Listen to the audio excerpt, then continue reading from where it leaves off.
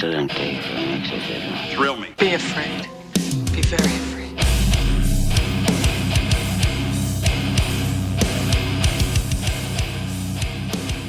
What's up, everyone? Welcome to the Horror Flicks and Guitar Picks podcast. I'm your host, Tim, and today I'm joined by musician and makeup effects artist Caleb Schneider of the band Bad Acid Trip. How's it going, man? Very well. Thanks for having me on. How you doing? Doing great, man. I'm stoked to have you on the show. Best of both worlds. You got an awesome band, and you do some awesome work in makeup effects. Speaking of that awesome band, Bad Acid Trip, do you have anything coming up with those guys, whether it's this year, in the near future that you just want to let people know about? Yeah. We just put out a new album called Decency Anomaly, and we had the good fortune of being asked to play the Obscene Extreme Fest in the Czech Republic. It's my first time going, but I've only heard good things about it, and I'm kind of excited. The day we're playing, Converge is the headliner, the Dwarves are playing, and I think there's one other band that I'm looking forward to. So it'll be a fun day to play and a fun day to be there. Yeah, hell yeah.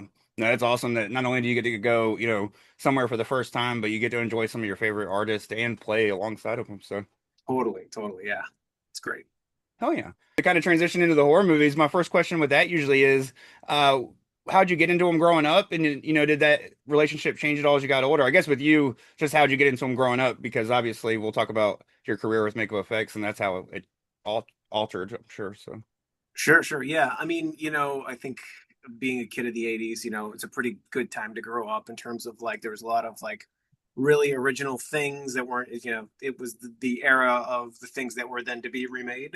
yeah. So, and, video store culture and all that kind of stuff. So, I think my brother's a tattoo artist and an illustrator, and I was more drawn towards sculpture. So, you know, makeup effects just a magic trick, basically. So seeing like high level art and have that mixed into the film medium is pretty cool. So like I think Aliens, the sequel, I think hit me a little harder than Alien, but I think having like a abstract surrealist artist who has created a movement and had a film to go with it, I mean that's pretty cool.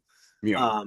I think I also liked Dawn of the Dead, the 78, very specifically the US uncut version. I think that's the best version of it. I know, hot take, but I really liked that film and also the music and some of the social political commentary, which tends to go with the punk rock grindcore scene. So I mean, all these things kind of like link together. Even working in makeup effects, that's how I met the guys in the band before I was in it. So everything kind of folded together. So I think the ones those are two pretty big ones for me. Other than that, I mean, there's lots of things that I liked. I think all the Rick Baker stuff is great. I think he's the person that and his shop impressed me the most. There's lots of great stuff out there, but I think in terms of photorealistic artist, does stuff that's pretty great. So Hell yeah. Now, would you say those are your favorite horror films of all time? And if so, do you have like some more recent ones that aren't necessarily favorites, but kind of just stuck out to you in recent years? it's funny. I think like in my younger years was definitely like a snob. Like, oh, this movie sucks, this movie doesn't. I think the more years stack up, I'm more just kind of like, did you do what you intended to do, or did you take a swing and do something that was not predictable or unexpected? That I tend to go a little higher for that. Like I liked the Zach Krieger stuff, the barbarians and the weapons and stuff like that recently. But I think one thing I kind of get like worn out here is like, oh, nobody's doing anything good. It's like there's so much good stuff out there that's new. It's just like you're just not looking or you don't care, which is fine. But it's the fact that there's like nothing good new is being made. That's just patently not true. I don't think so. Yeah, and not to knock the films that I'm going to mention because I enjoy some of them, but like that's the problem with people going just to watch IPs like Scream and I Know What You Did Last Summer. It's like if those aren't hitting anything special and they're like, oh, they're just retreading old stuff. It's like obviously because you're watching that, like, or the new Final Destination. It was like one of the best, especially like critically acclaimed and stuff wise, and that's one of those that like a lot of people went out and saw that and they might have loved it, but it's like you said, they're missing out on those original takes. The Zach Krieger's, Jordan Peele kind of broke through a little bit, but like even like some people like those are like polarizing, and some people stop going to see them. And same thing with like Ari Aster. I'm a huge Ari Aster fan myself, but I could see where like after Hereditary, a lot of people fell off, but they might have liked other stuff if they checked it out. So, it's Yeah, just I mean, I really liked Hereditary. Thanks for mentioning that. I really like Midsummer. I haven't seen any of the other films. I didn't see Beau was Afraid, and I didn't see what was the Western, the neo Western one, Eddington. Eddington. Yeah, I didn't see that just because it was like, I don't know. Sometimes stuff that's too timely, it's like, yeah, escapism has its value too. So if it's like a little too much on the head of what's happening, it's like, I had enough of that already. Yeah, no, I don't blame you at all. Especially like when it came out, it was definitely still going even worse than. Well, I guess it's not slowing down at all. So I don't know what I'm talking about with that. But no, yeah, it's definitely hard to escape. That's the thing is we use these movies to escape. And no, I loved Eddington, but I could definitely understand like wait until you're in the right mood to watch it because it's definitely one of those films. But hell yeah! Yeah. And when you started to get into makeup effects, was there somebody that either in your personal life or maybe a movie out there, or even just a person in makeup effects work that inspired you to like take the path as a career? You know, so I remember seeing the making of Thriller when I was a kid, and there's like some pretty cool like in Rick Baker's shop, behind the scenes stuff. And I remember that kind of having like kind of a formative experience in terms of like, oh, there's a way to do this. It's not just like total magic. Like there's a process. And Yeah. I had some pretty good high school art teachers, but nobody who was really on that course and path, so to speak. So um, I remember, buying Fangorias and stuff like that, and seeing the ads for the Art Institute of Pittsburgh. And their little slogan at the time was, make a thing, make a living. And so I'm from Rochester, New York, which is an upstate, and like so that was like the kind of the closest school that like I could go to like, you know, try to figure something out to do. I didn't really figure like college was going to be so much a thing, so I figured like, well, I can at least roll the dice, and if it doesn't work, then at least I tried. So I ended up going to the Art Institute of Pittsburgh and kind of learned the basics. And then after that, then I moved out to LA in summer of 2000. So it's pretty easy to keep track how long I've been doing it since, summer of 2000, and, so almost 26 years. So Yeah. Hell yeah. Now and that was my next thing is I was gonna say, I know you've been in the business over 20 years. You've been working with K&B for a lot of it, and even before that, you worked with Amalgamated Dynamics. What was your first like actual gig, and what led to you like teaming up with K&B and continuing with those guys? So some of the people I went to school with in Pittsburgh moved out ahead of me, and then they were just kind of like, "Well, we'll tell you when it gets busy." So if shops are going to take a chance on somebody, they're going to be so busy with the regular people, they'll maybe have some room for some new people, and that's pretty much the way it went. Like I think I graduated in like March of 2000. I just worked kind of a whatever job just to kind of try to save some money, and then my friends told me, "Oh, it's getting busy in like June," so like I moved out, and some of them had worked at what was Alterian, but they had kind of lost the rights to their name, so that they were called Artist Asylum. Yeah. Um, but I mean, it's back to Alterian now. But so that was the first shop I worked at, and the first few jobs were like, uh, Freddy Got Fingered. That's my first Fuck screen credit. yes. I love that movie, dude. Yeah. So yeah, there was fake legs we built for that. The elephant penis, the elephant leg that steps on them. I think there was a few other things too. I'm forgetting. Oh, there was a cut scene where they find these frozen Dalmatians and they're beating each other with them. Um, so that didn't make it, but in the film, but we did those as well. You did the Um, the baby with the umbilical cord. the baby, yes, yes, I made the umbilical cords. Yes, thank you for reminding me of that. I forgot about that. Yeah. And then that deer suit that he wears too. We made all that stuff. Oh So fuck yeah, it's awesome.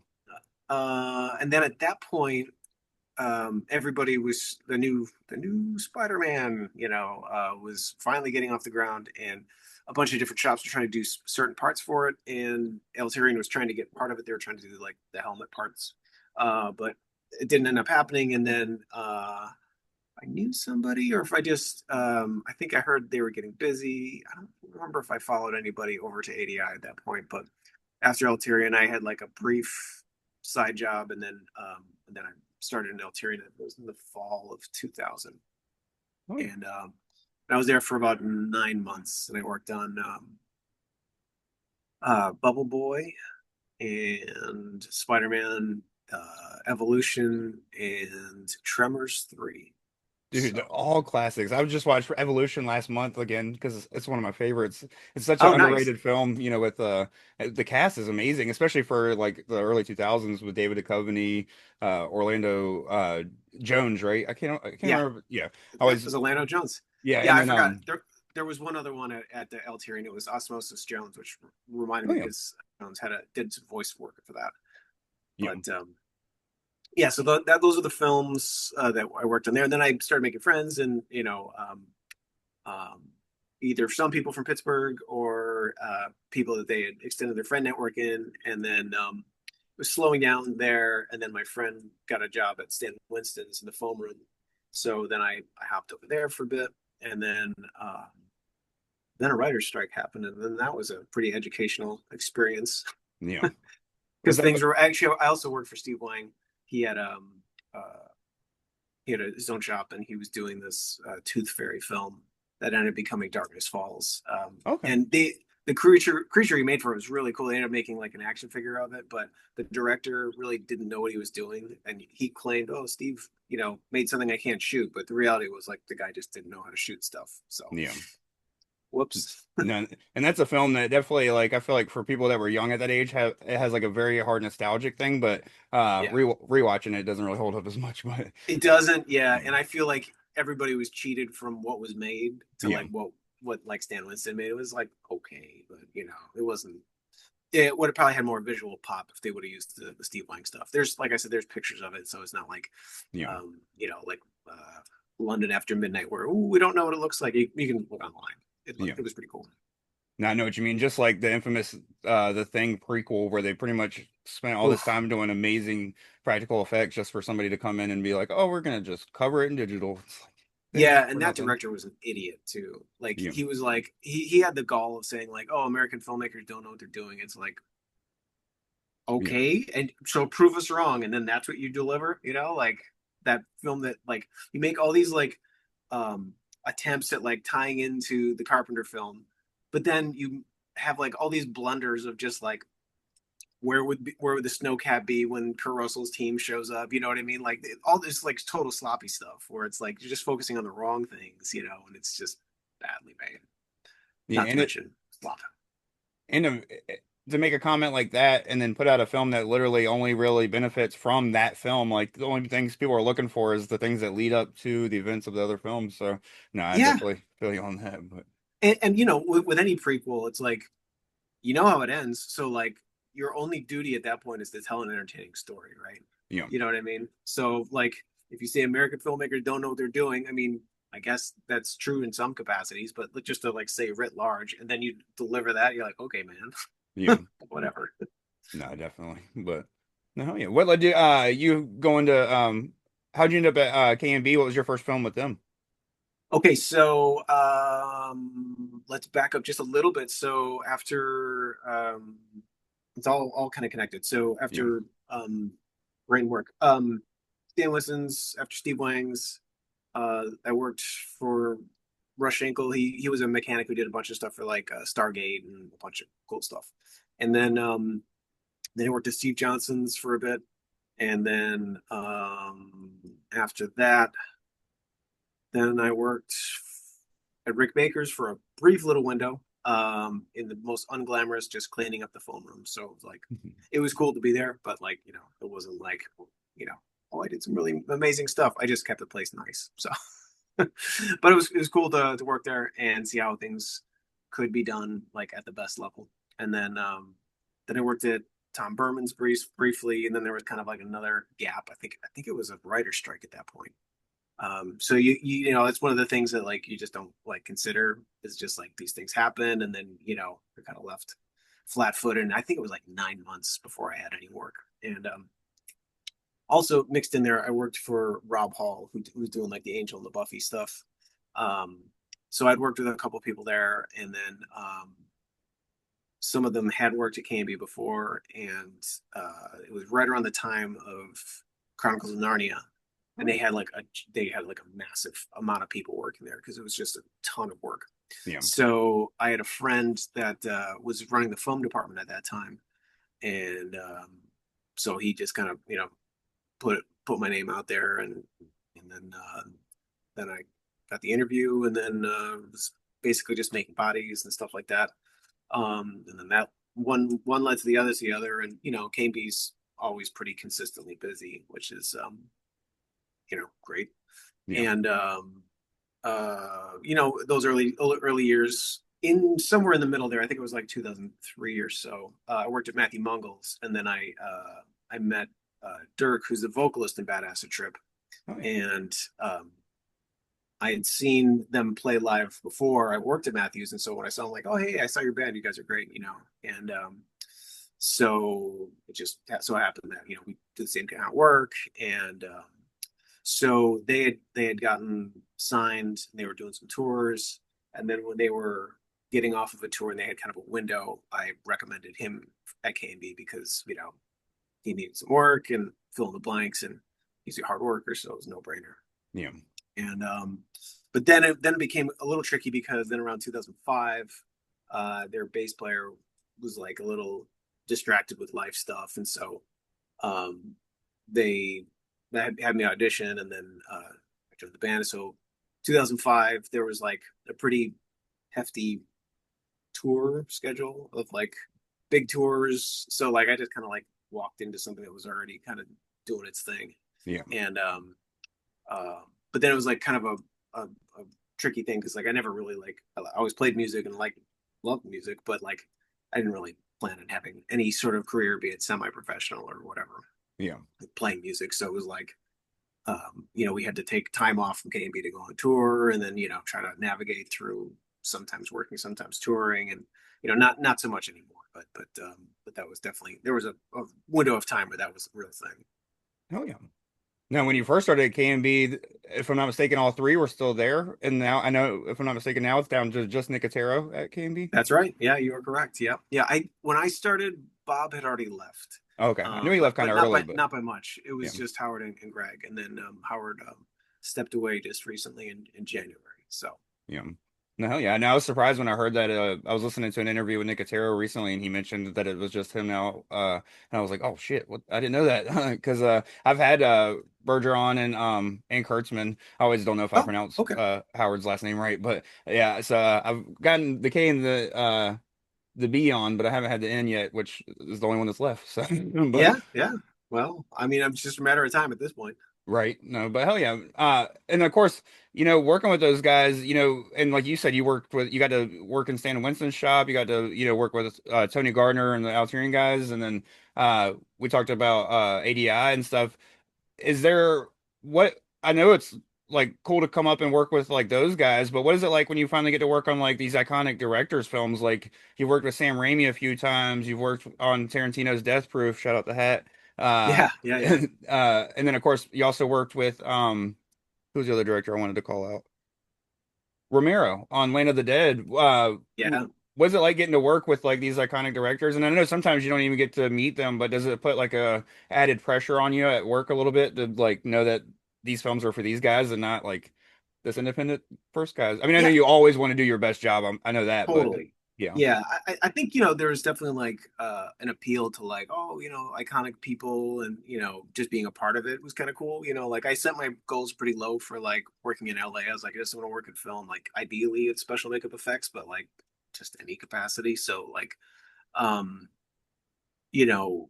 being able to contribute, obviously it's like part of a team, and those early years I really didn't do a ton of set work, so it wasn't like working really directly with the directors, but it was working on cool stuff, making cool stuff for cool movies. So I mean, that was pretty cool in itself. yeah, and it'll be seen because it's Tarantino, so yeah, stuff like Yeah, that. for So sure. Yeah, I have to say that like Land of the Dead was like maybe a little disappointing, the end result, as opposed to like what the idea was initially, like in my mind. yeah, But it was still fun to work on nonetheless. So, yeah, but yeah, I mean, the Tarantino relationship with Greg and Howard's been pretty long standing. So like, I think in my time that I've been there, the only one I didn't work on was Inglorious Bastards. But I okay. guess there's like a dead body of me, so indirectly. Yeah. Indirectly, I'm in it or worked on it, but not directly. Oh yeah. That's awesome. I'm a big Tarantino fan. He's probably my favorite filmmaker, but I'll be honest, Ari Aster's coming up on his heels just because it's a little bit more my style with the weirdness, you know what I mean? So Yeah, because like even the yeah, Western has weirdness to it, you know what I mean, stuff like that. So uh totally. and Beau is Afraid is one of those movies you could hate it. Like some people absolutely hate it and some people absolutely love it. Just depends on how weird you're willing to get, I guess. But it's not like that weird, but you know what I mean? It's just like not very like You see it in the straightforward. trailer, Yeah. it doesn't look very standard. It seems like there's some fantastical elements, whether it's like internal or external. There's something going on. Yeah. Is very wacky, I guess I would say. Uh Okay, but okay. no, hell yeah. And then of course you've gotten to work on some very fun like I wouldn't say I guess their franchises now, but you got to work on the first film and the sequel of Hostel, and then also, if I'm not mistaken, The Hills Have Eyes reboot and sequel to that. What was it Yes, sir. like? What was some of the fun stuff you got to do on Hostel, and then with Hills Have Eyes, what was it just like getting to kind of work on your versions of a classic thing? Yeah, I mean, like I wasn't like a huge fan of the original Hills Have Eyes 1 or 2, so like, it sometimes the remakes are better. You know what I mean? Yeah, Like sometimes there's a cool idea and it's not maybe executed well, and like I personally think, it's probably going to be shots fired. But like I think one film that could stand to be remade is like They Live. Like it's a great idea. I just think they kind of didn't do it justice enough. They didn't yeah, service the idea well enough. I mean, obviously there's no arguing that they have some totally iconic imagery that's in the zeitgeist. So it's like they got that part right. It's just like I think the film is lesser than the imagery. But anyways, um, Hills Have Eyes was fun because the creature designs were pretty cool, and like they definitely leaned into the hill people mutant thing pretty hard. And the weird thing about that was they shot it in Morocco, which was like, oh, I guess the Mojave Desert's busy, like yeah. unavailable. Like it's pretty silly. I found out later that it was like one of the producers just basically wanted to like shoot a film slash go on vacation in Morocco, which is like okay. And even like we did some stuff for uh Last House on the Left remake. They filmed that in South Africa, which is like I guess North Carolina was busy. Like Yeah. I don't understand that logic and the math of like we're gonna ship everything and that's gonna save money. Like the shipping and versus the labor saved. I don't know. I'm sure. What do I know? I tighten a wrench for work, so I'm sure the bean counters have a whole explanation for all that stuff. Yeah, it's probably But tax credits and certain things like that, I guess, that really yeah, stand out. I'm But sure. North Yeah. Carolina and Georgia, like I live in North Carolina, and it sucks that we lost. Like everybody used this for the pandemic and then stopped using this afterwards, and I'm like, oh fuck us, I guess now. Like Yeah, it's yeah, yeah. I know a buddy of mine worked on some of the Hunger Games films that were shot there too. I think it was like maybe like this third or something like that, but third one. yeah, they shot Scream 5 here, and then immediately when they went to do Scream 6, they took it to Canada, and I was like, Yeah. fuck. And then Halloween did the same thing. They did Halloween Kills here, and I think they went to Uh, Georgia for Halloween Ends, and they literally were like using some of the same places from Halloween Kills. So I'm like, why wouldn't you just go to the same place? But yeah. Yeah. Well, some bean counters, earning their pay some way or another. But you know, what was the other one? You said Hills of Hostel. Eyes and Hostel, yeah. So I guess the most memorable thing I worked on in the first one is the Achilles tendon sliced Okay. leg. So like everybody recoils at that idea, that gag. So that Yeah. was fun. Yeah, it was just a lot of cool stuff. The guys that went on set with it, they really like brought everything to life. Like they it was. I think the first one was Kevin Wasner, Mike McCarty, who now works at Autonomous, and uh, forgetting anybody, Chad Atkinson. And Chad worked at the shop for a while, and he moved to Australia after working on that show, The Pacific. Yeah. So, but yeah, so those three guys did a great job, and they really like elevated whatever we built on set. Oh yeah. And then, of course, you worked on, to me, the most iconic music video of all time with Cattle Decapitations, a Forced Gender Reassignment. This was Oh yeah, this is one of the videos that me and my friends used to watch and be like, we got to show people. Like when Two Girls One Cup was going around, we were like showing people that and then being like, but have you seen Cattle yeah. Decapitation? And like it's wild. What led to you working with those guys and like doing some of that crazy stuff? Like how was it, getting to just attack that stuff? So I met Travis through some mutual friends, the vocalist for Cattle Decapitation, Yeah. and we ended up playing in a band together called Murder Construct. Oh yeah. And so he kind of ran over the idea of what he wanted to see, and it was very important this stuff was medically accurate in terms of like the procedures and stuff. And then basically, I just built everything and I sent it to this director named Mitch Massey, who was doing a ton of stuff out of Indiana. Um, just like a really, I think it was Evansville, Indiana, and he was just on a hot tear. He did, I think he did Monolith of Inhumanity as well.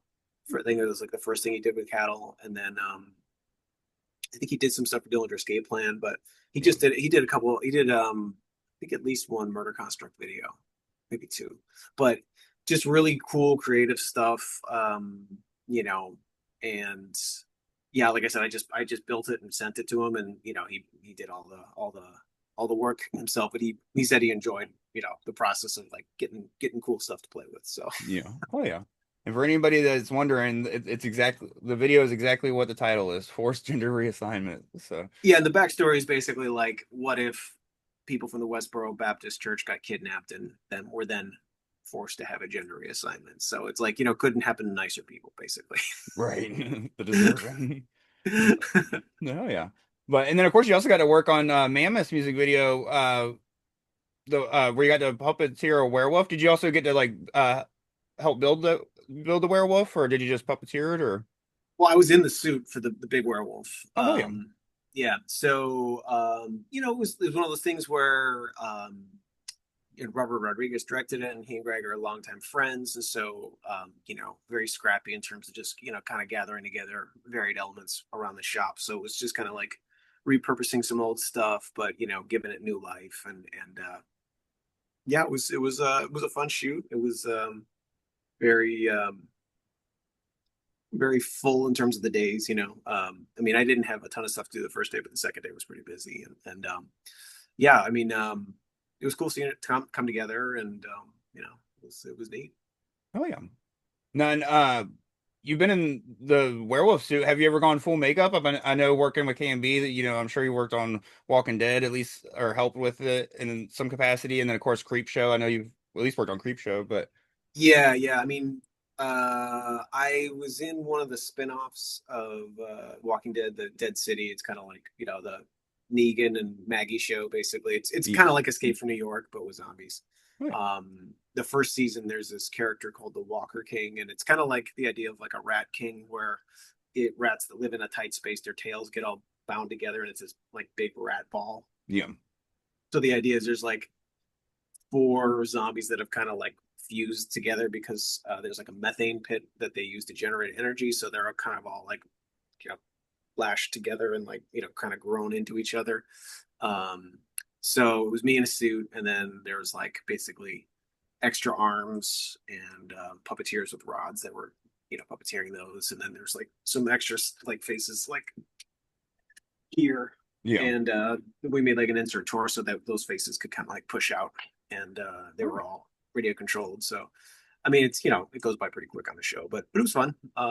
They're filming in New Jersey, and yeah, it wasn't like, it was a really cool set. I mean, I gotta say, like, that was like, it was just really neat. It looked like sewer, and it was I think it was like an old salt, like not quarry, but like warehouse. I don't know. It was weird, um, but yeah, it was a cool experience. And yeah, I'm like pretty average build. I'm like 5'10" and not skinny, so that's not like the best build for suit work. But like, I'm strong, so like that was kind of the point. Like, I had to do a lot of like, crawling around and like lifting. The suit was somewhat heavy, so that was there was one we were gonna do this stuff for a Star Trek show. The Brian Fuller was gonna do it originally, but they made like a full size tardigrade suit, and basically they were gonna have me wear it, but it weighed like 140 pounds. Yeah. So it's pretty heavy. So it was cool looking, but I think it just became like untenable to like try to like navigate that through the filming, just because all the things. But oh yeah. And then of course I know you've probably worked on other things that were based on true stories in some facet, but I know you worked on Love and Candy and stuff. The recent kind of recent series, uh, or Love and Death is that what it's called? It's about the lady or whatever named Candy. But you're right. You were right without knowing it. We worked on both of them. Oh hell yeah! No, Yeah. what when you know when you go to approach something like that that's based on a true story, how much research goes into seeing the events that actually happened, and that way you can make sure that you get those things exact. Well, we did a body that was based on the murder victim, so all the forensic, damage was accurate. Yeah. Um, so, and at the same time, we did a film on Emmett Till, and that Oh was yeah. a pretty horrific sort of murder, dead body, and the whole point was display the body as it was seen to really get across the horrific nature of things. So yeah, like those ones sometimes like there's well, we'll just uh exaggerate things or whatever, but those types of things it's usually best to kind of keep it pretty accurate. Yeah. Oh yeah. But No, I know exactly what you mean. It's one thing when it's time to have fun with it, but then there's also times where you want to have respect for the dead and stuff like that. And yeah, absolutely, and the authenticity actually has if it's that horrific, you don't really want to like soften it too much because you want to get across like it's pretty messed up. you yeah. know No, and I remember when that movie was coming out, it was one of those that I wanted to see it, but my wife, she like struggles to rewatch some of that stuff, like yeah. historic stuff. So I was like, I have to watch it on my own. I like one of my favorite movies of the past 5 years is Judas and the Black Messiah, and I've probably watched it 5 times, and I don't think she's seen it once. But it just Oh wow. it came out when I was working at the movie theater. I was as assistant manager, so I could just literally go watch stuff during the day and stuff. So that's why I've seen it 5 times. I would literally just go sit and watch it when it was dead and stuff. But That's great. uh, That's great. but hell yeah. Is there any other films or anything that you want to like mention that you have either coming up or just ones that you really enjoyed working on as far as like they don't have to be horror, just anything that you like have any fun stories from? Yeah, I mean, I really enjoyed working on Drag Me to Hell. That was like a What? really fun experience. We just got to build a lot of really, really cool, fun stuff. And I mean, I didn't go to set for it, but I just had a great time. It was like Yeah. I was just kind of shifting into the mechanical department from having made bodies and bodies and bodies and bodies. So that was kind of an exciting time to like not only like kind of shift departments, but also like have a fun project that had a lot of different like a vomit cannon and all sorts of weird stuff and like just kind of silly stuff like in that film. I don't know if you've seen it or not, but Yeah. the dream sequence where Mrs. Ganoush vomits on the main character. It's just pasta that's Oh like hell yeah. bug shaped, which is kind of fun. So, but it was a big syringe head on it that was basically just the syringe part was obviously out of framing, but they just mashed her with all this pasta. It's fun. No, I love that movie. That's what I like about it is what's funny is that was one of the films that I honestly skipped when it came out because I was younger. I think that was what, '05 or oh I think it was like 07, 08, roughly. I think we worked on it in 07. I think it came out 08. yeah, so I was like pushing 16, I think. So Oh uh wow. Okay. yeah, I was pushing 16. So at the time I was like watching movie, like I would watch horror movies, but it was more like get together with my buddies and watch them, not like now where I'll just like literally watch three in a row on my day off if I can. Yeah. Yeah. And so like we would watch them as groups and stuff. And I remember my parents got it and watched it beforehand. And this was also before I knew like of the Evil Dead and stuff because I was scared of horror movies as a kid. So when I saw Evil Sure. Dead as a kid, I like ran from it and then didn't Yeah. watch it again until my 20s. And Yeah. so I didn't know really the Sam Raimi to me was a Spider-Man guy, so um Right. my mom and stepdad were like, "Oh, that movie sucked," blah blah blah blah, and I was like, "Okay, well, I won't watch it." And then like years later, I finally watched it, and I was like, "Oh, they just didn't get the camp, like the goofy camp behind it, and Yeah. also they didn't like the bleak ending." I was like, "This movie's fucking perfect. I loved it." So no, Yeah. I have a blast with that. Now that's obviously after watching Evil Dead 2 and Army of Darkness for years and stuff. So then I was like, "Oh, well, now I have to see Drag Me to Hell because it's Sam Raimi." So I still need to see Yeah. Send Help. I'm excited to check that out, but. Yeah, it's fun. It's fun. There's a couple things that there's like one particular choice that like kind of I wouldn't say ruins it, but kind of like but the performances are great. It's fun. It's a Yeah. goofy, fun time. So yeah, it's totally worth seeing. So Oh yeah. but yeah, I mean, that was fun to work on. I mean there's, all the Walking Dead's and spin-offs have had, cool stuff that kind of comes up and, unique challenges. So like that's fun. Really, there's been so many things, it's like kind of hard to narrow down, but Yeah. which I'm grateful for. Oh, hell yeah. Well, pretty much in the show, I have like one hypothetical question, and then one question I like to ask all my guests, and then of course, we can at the end, re-promote, the record that you guys just dropped, as well as anything else you got coming up that you want to let the people know about. But my hypothetical question being, if you could, create a suit or, make up effects for a remake or a reboot of either a horror icon or like a Universal monster or anything like that, which I guess they're included in the horror icons, but you know what I mean? It could be like a Freddy, a Jason, or it could be a Dracula or creature from the Black Lagoon. Who would you like to take a shot at? And do you have an actor or person in mind that you would like to play the role? Ooh, gosh, that's great. Great question. I think what would be interesting would not so much the actor, but it would be more like kind of like force like an Ari Aster to like tackle like some universal film like that would be an interesting sort of experiment to see how his filter of like some of those limitations, maybe like a Wolfman sort of thing, you know what I mean? Yeah. Like I didn't necessarily love the Lee Winnell Wolfman. I thought there were some really cool like in-camera effects. It was okay, but like a little predictable in some ways. Yeah. But it would be cool to see something like that, I think, um, yeah, I think like Wolfman or Yester, I think, as opposed to like actor, I think director more. Yeah.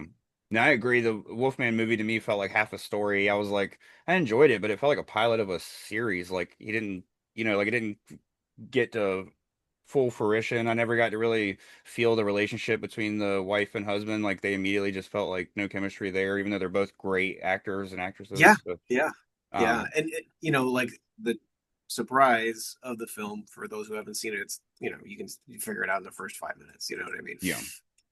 No, I agree 100%. And I do like the fact that they put everything, like you said, like those effects are in front of the camera. It's, not a lot of visual, like, computer stuff. So, and then I do like some of the stuff they do where it's like, he hears the bug in the, what's it called upstairs, the closet upstairs, and it's like throbbing all the way downstairs and, he Yeah, follows it. But all those things are super cool. yeah, So it wasn't for lack of creativity. And I mean, I loved Upgrade. I thought his version of the Invisible Man was great. You know what I yeah, mean?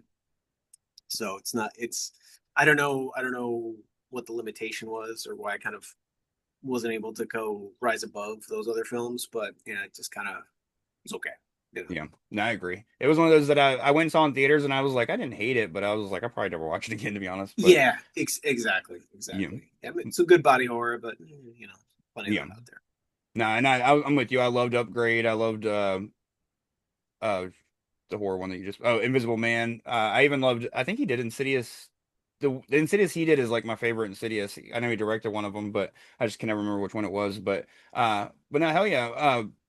I know what you mean though. I would love to see Ari Aster do somebody, especially like he even though the Invisible Man was done so good by Lee Winnell. I think he would do a good Invisible Man. I'm excited to see Robert Eggers do the werewolf film next year or this year. Yeah, yeah, that could be cool. I mean, I to be honest, I didn't see Nosferatu because I heard it's like it's the story but told very slow. Yeah, You know what I mean? So it's like if there was like some great subversion to something like, okay, cool. Like I mean, it wasn't a great film, but like The Last Voyage of the Demeter was like some cool ideas in there. You know what I mean? yeah. I know what you mean. I personally love Nosferatu, but it is exactly that. It is pretty much that Which story is just fine. told. It's like that's fine. Like maybe people from different generation, that's their thing, and that's cool. Like they can have that story. It's just like if you've heard that story so many times, you're like, okay, I'm good. Yeah. So it's like I do like most of his other films. I don't think there's really anything he's made that I haven't really enjoyed. Northman was okay. It was fine. The other ones I really liked. So I liked The Yeah. Lighthouse. I liked which, but yeah, I guess if I had heard that there was like a hook of like, yeah, it's what but like I Yeah. said earlier, like if somebody takes a swing, where they make an unconventional choice, even if it doesn't play out perfectly, you know, credit for trying. Yeah. He does have a mustache, so that's what. He does have a mustache. That's true. That's true. That's Nah, true. Yes. and he hangs dong, so that's a positive. That's true. Yeah, yeah, yeah. Full frontal. Was that the first full graphic Dracula representation or vampire? I guess Nosferatu, whatever. Yeah. Breaking First, new ground. How probably about that? first one in theaters, I'm sure. I'm sure if you go to certain websites, you can find plenty of vampire That's true. That's true. videos. Yeah, there's a whole subgenre parody stuff that I'm sure that there's those questions are answered. Right. I don't want to see Ager's search history, that's for sure.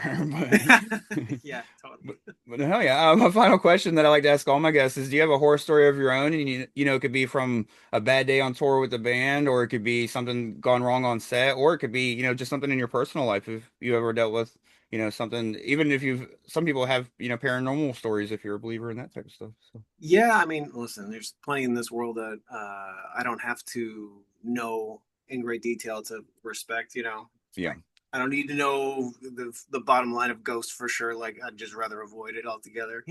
yeah, But yeah, I mean, one could argue the current moment's horrific enough as it is that I think I'd probably skew more towards like something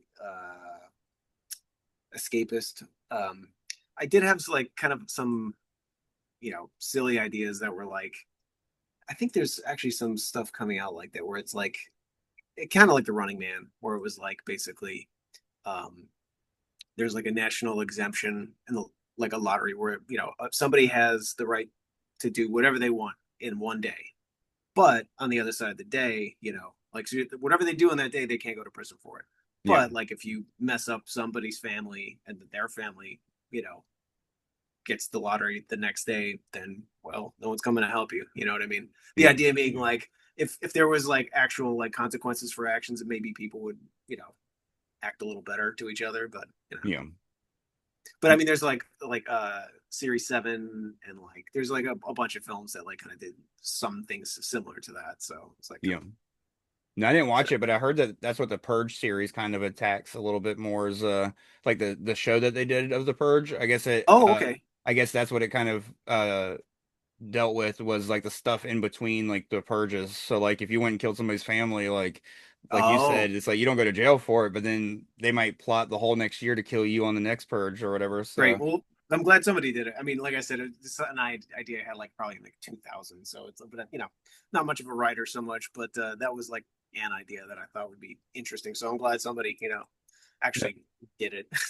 I know what you mean though, but that's the thing is people don't think about like and when they like always bring up that stuff in the real world now, they're like, oh man, like so and so crazy, we might get a purge, you know what I mean? Yeah, And it's like, yeah, but the problem is the purge only happens for a day. Like like that's why that stuff can never truly happen is because you can't just go back to life afterwards. exactly. Yeah, Like some bells can't be unrung. You know what I yeah, mean?